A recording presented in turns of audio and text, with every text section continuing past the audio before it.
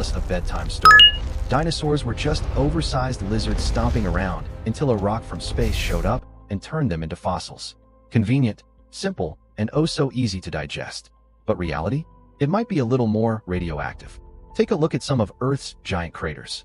Officially, they're asteroid impacts. Unofficially, they look suspiciously like the aftermath of thermonuclear explosions.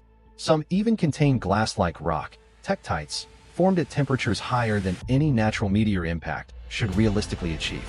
So, unless asteroids carried nukes, maybe someone down here pressed the button. And then there's the problem of those weird formations that geologists keep stumbling upon in rocks older than 65 million years. Oh, sure, purely natural erosion. Because nature just loves sculpting symmetrical, city-like structures for no reason at all. Right. Meanwhile, ancient myths across the planet whisper about serpent gods, reptilian rulers, beings of immense power who came before us. India, Mesopotamia, the Maya, all tell tales of snake-like gods. Maybe those weren't gods at all. Maybe they were survivors. Or, scarier still, maybe they were the architects. Now picture this, a global war between giant reptilian civilizations. Thermonuclear firestorms. Species wiped out.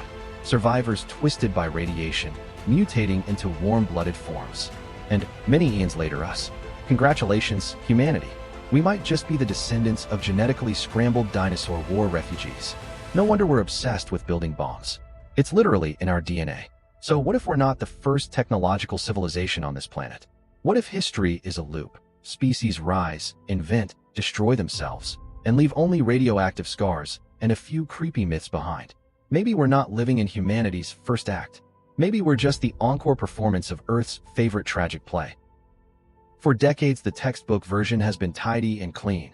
A massive extraterrestrial impact at the Cretaceous, Paleogene boundary, about 66 million years ago, sent dust and soot into the atmosphere, collapsed food chains, and extinguished the non-avian dinosaurs. Geological evidence, global iridium anomalies, shocked quartz, and the characteristic circular scars preserved as impact craters, has supported that narrative. Some craters indeed contain glassified rock, tektites, produced where silicate materials melt and rapidly quench under extreme heat.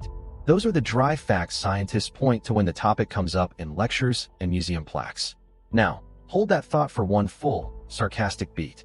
Because if you look at those same facts through a different lens, the tidy story begins to wobble like a house of cards in a wind tunnel.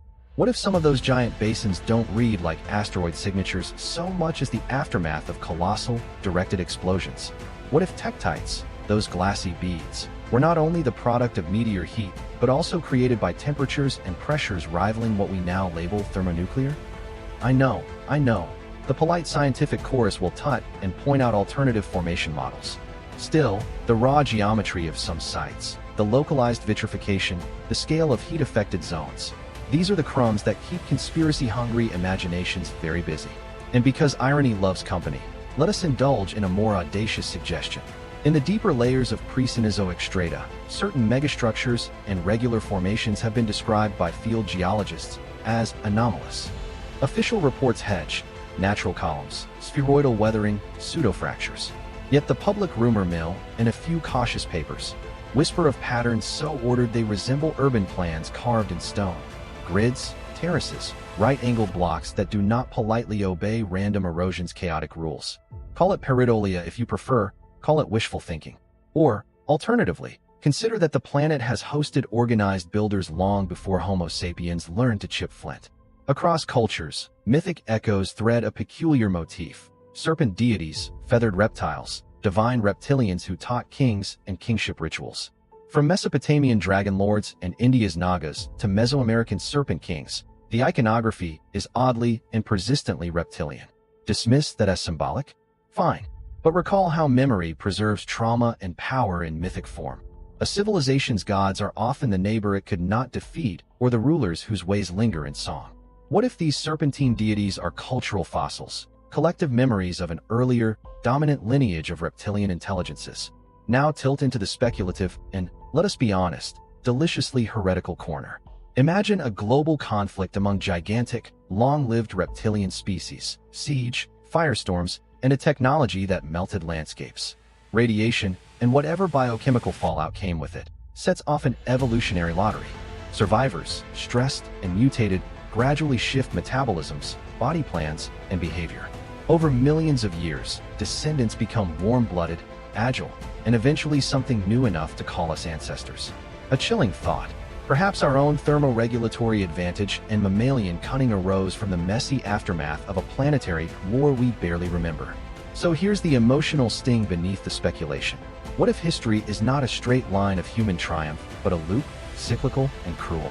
What if we are, in fact, the pale echoes of a vanished civilization that reached for the heavens and then snuffed itself out? And what does that make of our skyscrapers, our satellites, our weapons that can vaporize cities? Mere reruns of an ancient tragedy. If this hypothesis is wrong, let it collapse under rigorous study and better data. If it is right, well, then perhaps the real question is not where they went, but whether we are repeating their last fatal act. Picture this: a boardroom of modern scientists in crisp lab coats, sipping coffee brewed by the same electricity they claim only we could ever harness.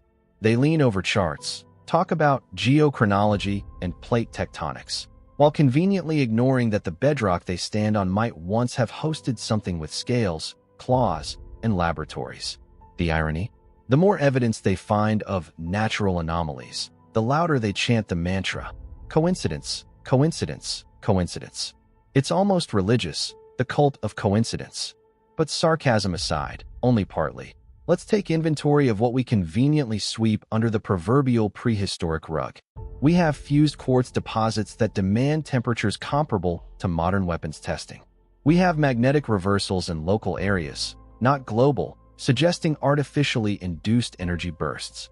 And we have fossilized isotopic ratios that hint at radiation exposure inconsistent with any known cosmic source at that era. Yet, instead of asking who or what might have caused these, our textbooks murmur about unusual volcanism. Right, because volcanoes are now precision sculptors of glass domes and symmetrical craters. How very considerate of geology. Now, imagine the so-called age of dinosaurs, not as a bestial jungle, but as a sprawling, scaly renaissance. Picture biometal towers ribbed like the skeletons of titans, glowing with bioluminescent energy harvested from Earth's magnetic fields. Flying reptiles doubling as scouts and courier.